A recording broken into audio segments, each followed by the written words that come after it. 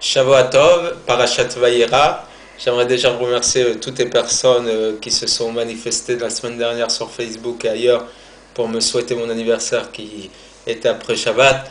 Vraiment, je vous remercie tous. Et comme je l'ai annoncé sur Facebook, j'espère que ça annoncera une nouvelle année de ma part d'enseignement de Torah, puisque c'est un jour d'anniversaire où on prend des résolutions d'ordre spirituel.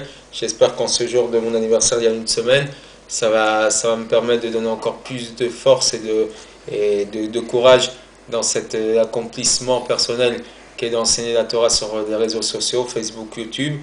Et je vous remercie donc de toutes vos attentions, de toutes vos gentilles attentions qui m'ont fait beaucoup de bien et de plaisir.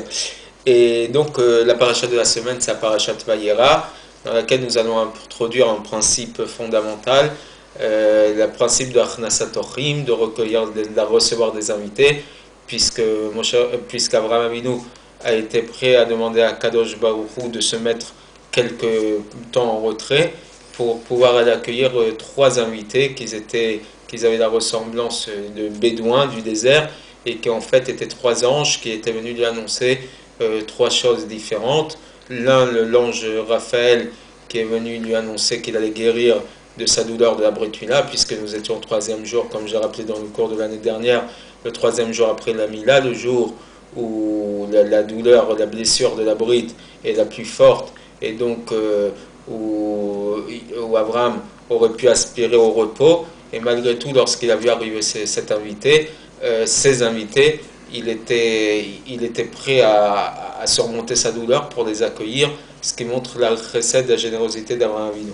Deuxième ange qui est donc venu lui annoncer que Sarah allait mettre au monde, allait enfanter alors qu'elle avait 90 ans. Et le troisième ange qui est venu lui annoncer la destruction de Sodome et Gomorre, donc ces deux villes qui, comme leur nom l'indique, avaient beaucoup de perversion et de perversité dans leur comportement. Et d'ailleurs, l'histoire de la semaine portera sur une anecdote de ce qu'était leur comportement de manière générale. Et donc, à la suite de ça, Abraham va les inviter, va mettre les petits plats dans les grands pour pouvoir les accueillir comme il se doit. Et dans la deuxième montée de la paracha, on va nous raconter dans sa deuxième partie de quelle manière Abraham, excusez-moi décidément, comment Abraham Avinu, bon c'est lié, Abraham et Moshe sont liés puisque Abraham est le premier croyant en Dieu unique et Moshe Rabbeinu c'est celui qui par sa croyance va nous apporter la Torah sur le mont Sinaï. Donc c'est peut-être une erreur de ma part, mais une erreur qu'on peut rattraper par la personnalité de ces deux très grands personnages. Et donc dans la deuxième montée, on va nous parler du fait qu'Abraham va vouloir négocier pour le sauvetage de Sodome et Gomorre, puisqu'il va dire à Kadosh Baruch Hu, imaginons que l'on trouve 50 sadikim, 50 justes dans cette ville de Sodome et Gomorre, est-ce que tu es prêt à détruire toute la ville alors qu'il y a 50 sadikim? Kadosh Baruch Hu évidemment va lui répondre, si tu trouves 50 sadikim, ils vont compenser la perte de tous et je ne vais pas détruire le reste de la population. Et là, Abraham lui répond, il lui dit, Inena walti ledaber el Adonai, pardon, voici que j'ai entrepris de parler à mon Dieu, à Kadosh Baruch Hu, Vanochi afar vaifer, alors que moi je suis poussière et cendre. D'accord? Et là, donc, Akadosh Baruch Hu, effectivement, va lui dire je ne détruirai pas, même si on ne trouve pas 50, mais que 45 tzadikim, je ne détruirai pas la ville. Encore, il va continuer à négocier en lui disant ok, on n'a pas 45, mais si on en trouve 40, il lui dit je ne détruirai pas pour 40. Ne t'énerve pas, Abraham continue à intercéder. Si j'en trouve que 30, est-ce que tu es prêt à sauver cette populace? Et il dit, je ne détruirai pas si on en trouve 30. Encore une fois, je me permets de parler à mon Dieu. Si on en trouve 20, qu'est-ce qui se passe? Il dit, je ne détruirai pas pour 20. Et finalement, il dit, ne t'énerve pas contre moi. Je vais parler une dernière fois. Si on en trouve 10, il dit, je ne détruirai pas pour 10 tzadikim. Mais malheureusement ou pas, comme ils n'ont pas trouvé 10 tzadikim dans la ville, il a fini par détruire la ville de Sodome et Gomorrhe. Mais le fait qu'Abraham dise Vanochi afar vaïfer, je suis cendre et poussière, qu'est-ce que ça implique? Pourquoi dire cette phrase dans ce contexte-là? Et en quoi le fait qu'Abraham est cendre et poussière, ça a une implication, ça a un impact sur cette négociation? Qu'est-ce que ça veut dire de rentrer cette phrase au milieu de cette négociation pour sauver Sodome et Gomorrhe? Qu'est-ce que ça change qu'il soit poussière et cendre ou pas? D'accord? Alors là-dessus, nos sages dans le Talmud nous disent, c'est par le mérite, par le salaire qu'Abraham Avinu a dit Vanochi afar vaïfer, je suis cendre et poussière, que ses fils ont mérité, ses enfants ont mérité deux mitzvot qui sont Efer Para et Afar Sota, la cendre de la vache rousse et la poussière de la Sota, donc de la femme soupçonnée d'adultère. Quel rapport?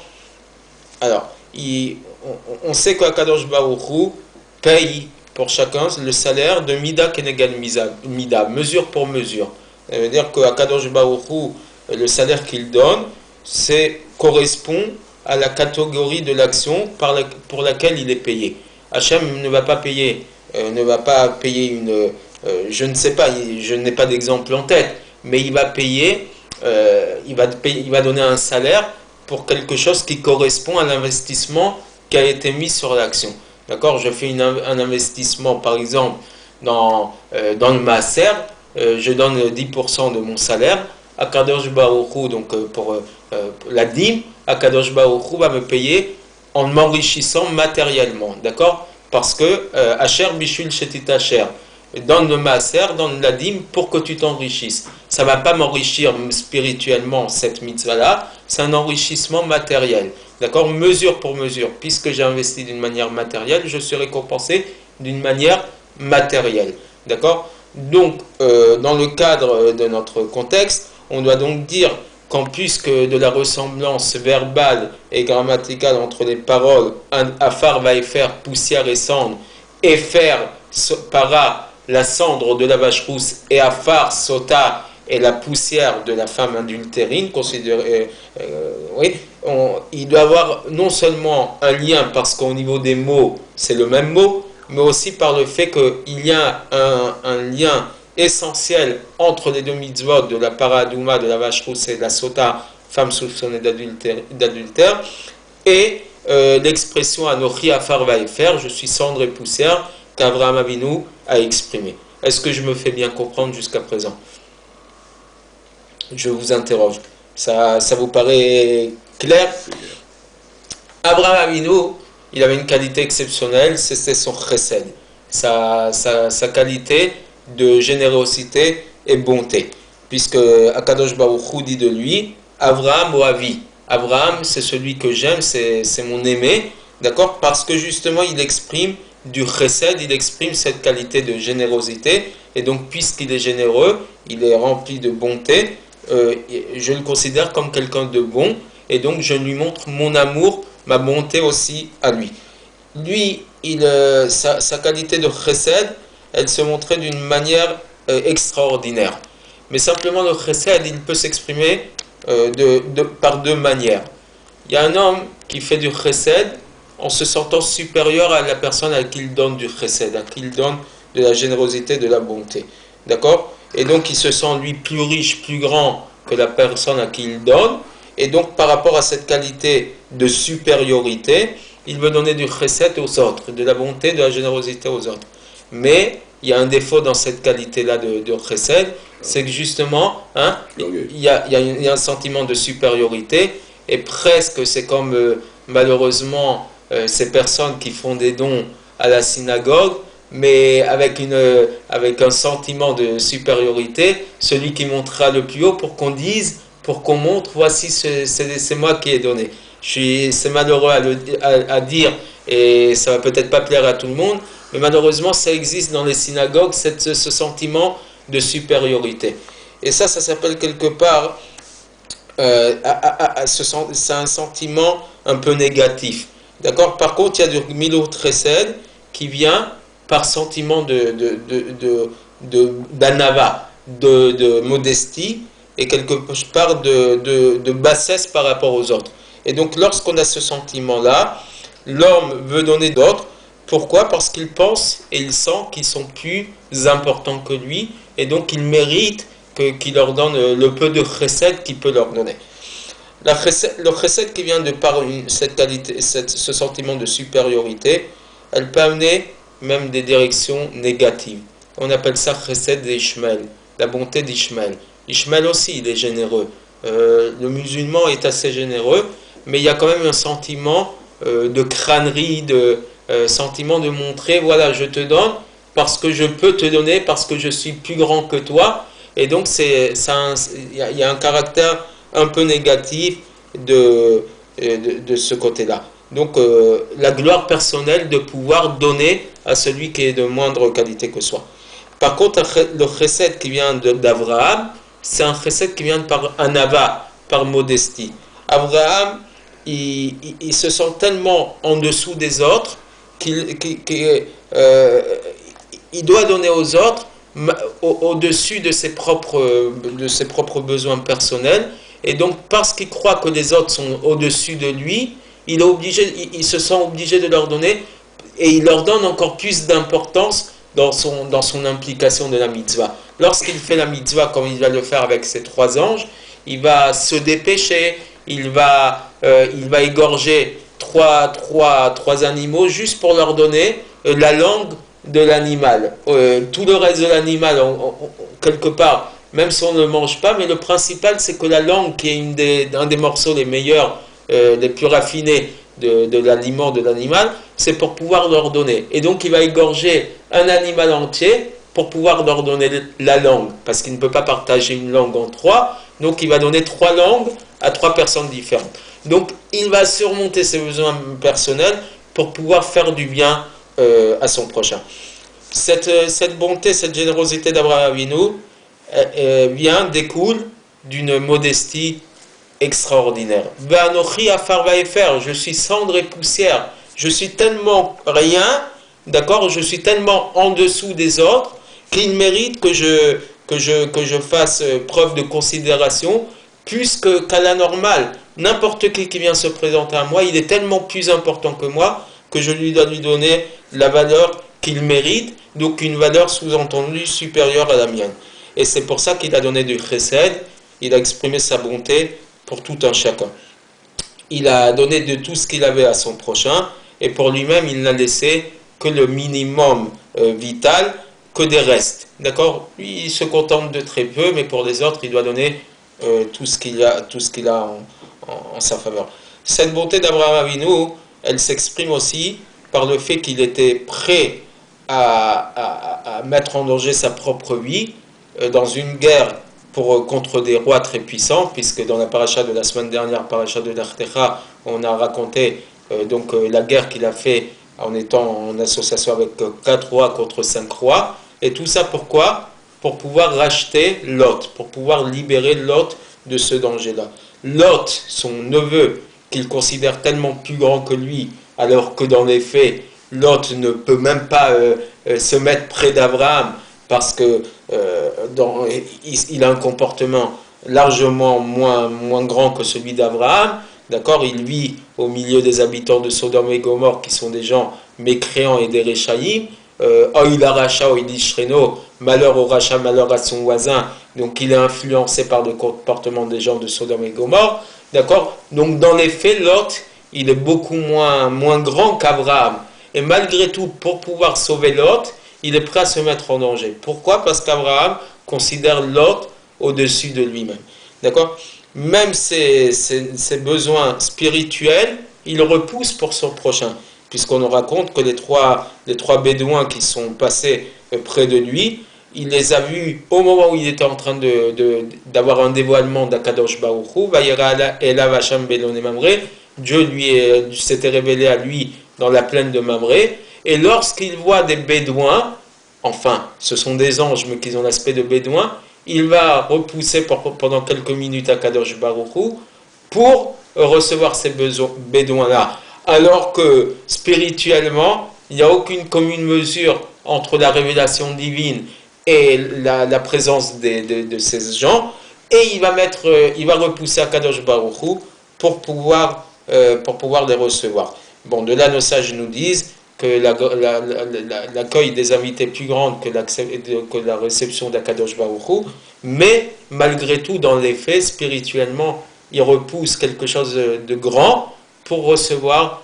Pourquoi? Parce qu'encore une fois, Abraham Avinu, il est tellement cendre et poussière qu'il va donner une importance inestimable à d'autres personnes. Cette Nekuda, ce fait de Messirut Nefesh, d'abnégation pour son prochain, on va l'avoir dans les 2 mitzvot qu'il va recevoir en cadeau, puisque c'était la question de base. En quoi Efer Para et Afar Sota, la cendre de la vache rousse et la poussière de la femme soupçonnée d'adultère, sont compatibles avec l'expression d'Afar et Efer d'Abraham. Cette mitzvah de Paradouma, c'est, donc comme on l'avait expliqué dans le cours qui parlait de ça, c'est que le Kohen, paradoxalement, qui va verser de la cendre pour purifier quelqu'un, lui va se rendre impur. C'est en ce sens que c'est la plus grande roque, le plus grand décret divin, donc une mitzvah qui n'est pas rationnelle, complètement irrationnelle, avec cette mitzvah-là. C'est la seule mitzvah que Shlomo Amelech, le roi Salomon, ne va pas comprendre. C'est la seule mitzvah qu'il n'y a que Moshe qui va comprendre tous les tenants et les aboutissants. D'accord? Et finalement, cette mitzvah nous montre que le Kohen qui va purifier, donc qui se trouve à un stade spirituel de grande qualité, il est pur, va descendre de son niveau spirituel pour permettre à un deuxième juif de se purifier. Juste ici, je me permettrai de faire juste une petite parenthèse, puisque dans quelques jours, nous allons vivre, mon ami Aurel et moi, un moment de grand bonheur, puisque c'est le mariage de nos amis Kevin et Esther.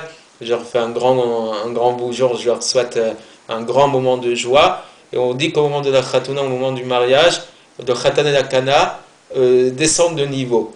Pourquoi? Parce que quelque part ils sont à un niveau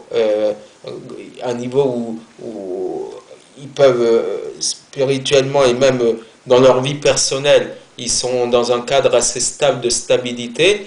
Et au moment du mariage, qu'est-ce qui se passe? Il faut prendre en compte un peu la vie de son prochain. Il faut se mettre un peu en retrait par rapport au désir de son conjoint.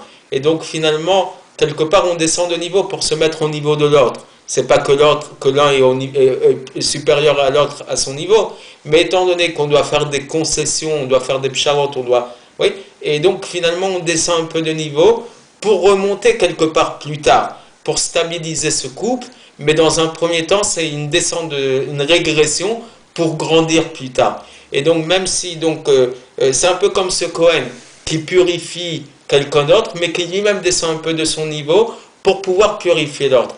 Mais ce qu'il gagne en faisant cette mitzvah-là, c'est que justement il fait un chesed, un acte de bonté extraordinaire envers son prochain, puisque d'une certaine manière, il est prêt à se mettre un peu en régression pour pouvoir permettre à l'autre de s'élever. C'est ce que le mariage produit, et c'est ce que la mitzvah de Paradouma produit aussi chez ce Kohen, puisqu'en descendant de son niveau à lui, il va permettre à l'autre de s'élever, de devenir lui-même pur. C'est une grande concession personnelle, c'est un grand Messirut Nefesh, un grand acte d'abnégation, mais finalement c'est ce qui lui permet aussi plus tard de grandir lui-même. Et même c'était une parenthèse, et même donc dans la deuxième mitzvah de la farsota de la femme soupçonnée d'adultère, nous voyons un Messirut Nefesh, donc un don d'abnégation. Cette fois, il vient de la part d'Akadosh Baruch Hu, puisque juste après la mitzvah de la sota, on va voir la mitzvah, donc le Birkat Kohanim, la bénédiction des Kohanim, dans lequel on termine la mitzvah la bénédiction des Kohanim en disant Yasem lecha shalom. Dieu mettra sur toi le shalom.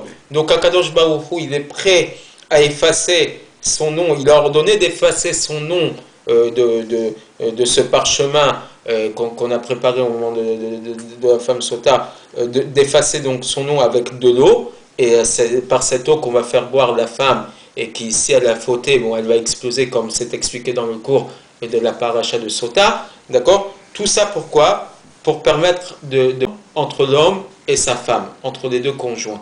D'accord? Puisque une femme soupçonnée d'adultère, tant que ce n'est pas confirmé, il y aura toujours un petit soupçon, un air de reproche de la part de son mari. Et c'est justement à travers cette mitzvah que si elle est propre, si elle n'a pas fauté, qu'on va complètement aplanir la situation. Ça va complètement prouver que c'est une femme juste, une tzadékette. Et d'ailleurs, la compensation, la récompense, c'est que si elle avait des problèmes d'accouchement, elle aura plus de facilité pour accoucher. Si elle avait des enfants un peu moches, elle aura des beaux enfants. Bon, malheureusement, c'est écrit comme ça, c'est comme ça que les textes le disent. Etc. Donc, descendre de niveau pour permettre à l'autre de s'élever. Akadosh Baruch Hu le fait dans la paracha de Sota, et dans la mitzvah de Paradouma, c'est le Kohen qui va purifier, qui va régresser pour permettre à quelqu'un d'autre de grandir. Ces mitzvot-là viennent par le salaire de la modestie d'Abraham Avinu. Et elles nous montrent comment nous comporter avec sa mida, avec sa qualité à lui. Donc, puisque Maaseh Avot Siman Abanim, l'action des pères est un signe pour les enfants, Abraham Avinu nous sert de Dugma Chaya, d'exemple vivant dans notre comportement. Puisque lui, par sa mitzvah, par sa modestie, il est prêt à se mettre en retrait à chaque fois pour son prochain, il nous montre aussi que nous, on doit se mettre en retrait, ou alors au moins aider son prochain, même sur un prix extraordinaire sur nous-mêmes, de mettre de côté, de mettre en retrait nos besoins matériels et spirituels, jusqu'à faire preuve d'abnégation pour pouvoir aider son prochain.